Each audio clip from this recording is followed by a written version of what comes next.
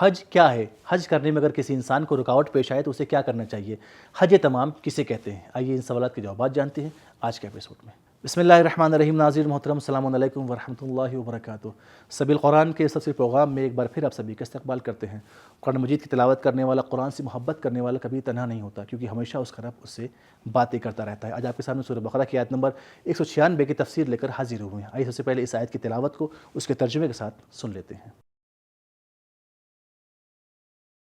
كتاب أنزلناه إليك مبارك ليدبروا آياته وليتذكر أولو الألباب بسم الله الرحمن الرحيم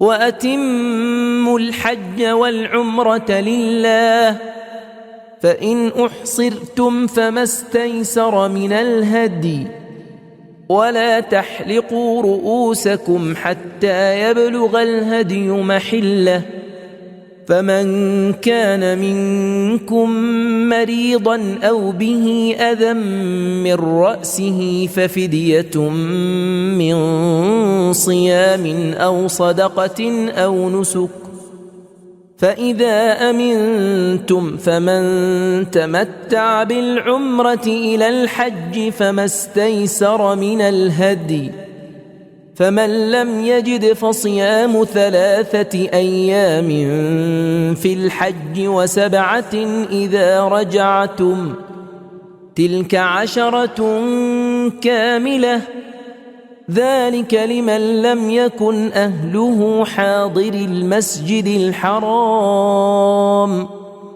واتقوا الله واعلموا أن الله شديد العقاب۔ حج اور عمرے کو خدا ہی کی خوشنودی کے لیے پوری طرح انجام دو، اور اگر کسی وجہ سے گھر جاؤ، مثلا دشمن کے خوف یا بیماری نے ایسا نہیں کرنے دیا کہ احرام باندھنے کے بعد مکے میں داخل ہو، تو جو قربانی میسر ہو سکے اسے ذبح کرو اور احرام سے باہر نکل آؤ، اور اپنے سروں کو اس وقت تک نہ منڈواؤ جب تک قربانی اپنی جگہ تک نہ پہنچ جائے، قربان گاہ میں ذبح نہ ہو جائے۔ اگر کوئی شخص بیمار ہو جائے یا اس کے سر میں کوئی تکلیف ہو جائے اور وہ سر منڈوانے پہ مجبور ہو جائے تو اسے چاہیے کہ فدیے کے طور پر اس کا کفارہ روزے یا صدقے یا قربانی کی صورت میں دے۔ پھر جب بیماری یا دشمن سے مطمئن ہو جائے تو جو لوگ عمرے کے ختم ہوتے ہی حج کا آغاز کرتے ہیں تو وہ جو قربانی میسر ہے ذبح کرو، اور جن کے پاس قربانی نہیں ہے وہ 3 روزے ایام حج میں اور 7 روزے اس وقت رکھیں جب وطن واپس جائیں۔ البتہ یہ حکم ان لوگوں کے لیے ہے جن کے اہل خانہ مسجد الحرام کے نزدیک نہ ہوں، وہ مکہ اور اطراف مکہ کے رہنے والے نہ ہوں، اور خدا سے ڈرتے رہو اور جان لو کہ وہ سخت عذاب دینے والا ہے۔ اب آئیے اس آیت کے نکات کو بھی جان لیتے ہیں۔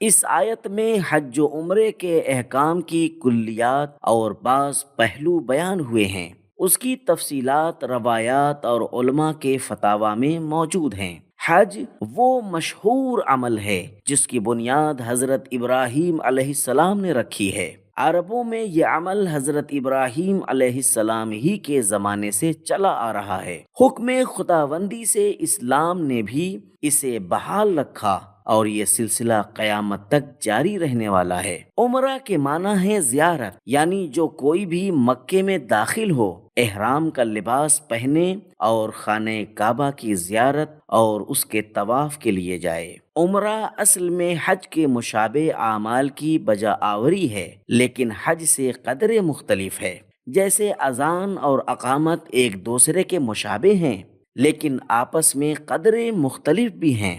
ہدیے حج کی قربانی کا نام ہے۔ اس آیت میں حج تمتع کے ساتھ عمرہ تمتع کا ذکر کیا گیا ہے۔ فمن تمتع بالعمرۃ الی الحج، لیکن خلفاء میں سے ایک نے اپنے اجتہاد کے ساتھ اسے ممنوع قرار دیا تھا، جبکہ یہ اجتہاد خداوند کے واضح فرمان کے مقابلے میں ہے۔ اضطراری مسائل کا حکم وقتی ضرورت تک ہی محدود ہوتا ہے۔ عام طور پر سفر میں روزہ رکھنا جائز نہیں ہوتا، لیکن اس سفر میں قربانی کو ذبح نہ کرنے کی صورت میں واجب ہو جاتا ہے کہ سفر میں بھی روزے رکھیں، اور وہ بھی ماہ ذی الحجہ کی 7ویں، 8ویں اور 9ویں تاریخ کو ہی رکھے جائیں، کیونکہ 10ویں کو عید قربان کے دن روزہ رکھنا حرام ہوتا ہے۔ ائمہ معصومین علیہم السلام نے اس جملے اتم الحج کی تفسیر میں فرمایا ہے کہ حج تمام وہ حج ہے جس میں کوئی بری بات نہ کی جائے، گناہ اور جھگڑا نہ کیا جائے اور محرمات سے پرہیز کیا جائے۔ تفسیر نور الثقلین جلد نمبر 1 صفحہ نمبر 181، تفسیر برہان جلد نمبر 1 صفحہ نمبر 193۔ نیز انسان یہ توفیق حاصل کرے کہ اپنے زمانے کے امام معصوم علیہ السلام سے ملاقات کر سکے۔ تفسیر نور الثقلین جلد نمبر 3 صفحہ نمبر 183۔ ترجمہ تلاوت اور اس کے نکات کو جان لینے کے بعد آئیے اس آیت کے پیغامات کو بھی جان لیتے ہیں۔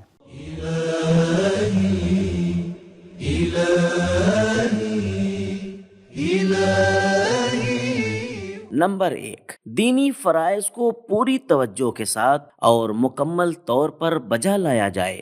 اعمال حج کو شروع کرنے کے بعد اسے ناقص یا نامکمل نہیں چھوڑا جا سکتا۔ نمبر 2، حج کے تمام اعمال میں قصد قربت اور عبادت کی نیت کرنا ضروری ہے۔ سیر و تفریح اور سیاحت کے عنوان سے حج نہیں کیا جا سکتا۔ نمبر 3، اسلام کے احکام لوگوں کے لیے مشکلات پیدا نہیں کرنا چاہتے، اسی لیے جو شخص بیمار ہو جائے یا دشمن وغیرہ کا خوف ہو جائے تو اس پر حج کے اعمال کو پورا کرنا واجب نہیں ہے۔ نمبر 4، عبادات میں جگہ کی اہمیت اور اس کا رول ہے۔ نمبر 5، بیماری بعض جگہوں پر حکم میں تخفیف کا باعث ہوتی ہے، حکم کے معطل ہونے یا اس کے بالکل ختم ہو جانے کا باعث نہیں ہوتی۔ لہذا حج میں معذور اور مجبور شخص روزے کے ذریعے یا صدقے کے ساتھ یا قربانی دے کر اپنے فرائض کے حساب کو برابر کر سکتا ہے۔ نمبر 6، حج میں قربانی کا واجب ہونا اس کی استطاعت ہونے کی صورت میں ہے۔ نمبر 7، حج و عمرے کے احکام و قوانین ایسے حاجیوں پر فرض ہیں جو مکے کے رہائشی نہیں ہیں۔ مکے کے رہائشوں کے لیے حج ایک اور طرح سے ہے۔ نمبر 8، خدا کی طرف سے ملنے والی جزا و سزا پر توجہ رہنا حصول تقوی کے لیے بنیادیں فراہم کرتا ہے۔ نمبر 9، تقوی کی طرف توجہ الہی احکام کی انجام دہی میں ضروری اور مددگار ہے۔ نمبر 10، اسلام سے پہلے اعمال حج کسی اور طرح سے تھے، اس لیے قرآن پاک نے اس میں کی جانے والی تبدیلیوں پر توجہ رکھنے اور عمل کرنے کو ضروری قرار دیا ہے اور اس بات پر تاکید فرمائی ہے۔ نمبر 11، اگر کوئی خود سے حج کے احکام میں تبدیلی کرے تو اس کے لیے سخت عذاب ہے۔ تو ناظرین، ہم نے جانا کہ حج وہ مشہور عمل ہے جس کی بنیاد جناب ابراہیم علیہ السلام نے رکھی تھی، اور عربوں میں یہ عمل جناب ابراہیم علیہ السلام کے زمانے سے چلا آ رہا ہے، اور اگر حج کرنے میں کوئی رکاوٹ پیش آئے تو صدقہ اور قربانی کے ذریعے سے اس کی بھرپائی کرنی چاہیے۔ اور حج تمام وہ حج ہے جس میں کوئی بری بات نہ کی جائے، گناہ اور جھگڑا نہ کیا جائے اور محرمات سے پرہیز کیا جائے۔ تو ہمارا آج کا ایپیسوڈ یہ ختم ہوا، ملتے ہیں اگلے ایپیسوڈ میں، تب تک کے لیے خدا حافظ۔ سبیل قرآن، قرآنی سماج کی پہچان۔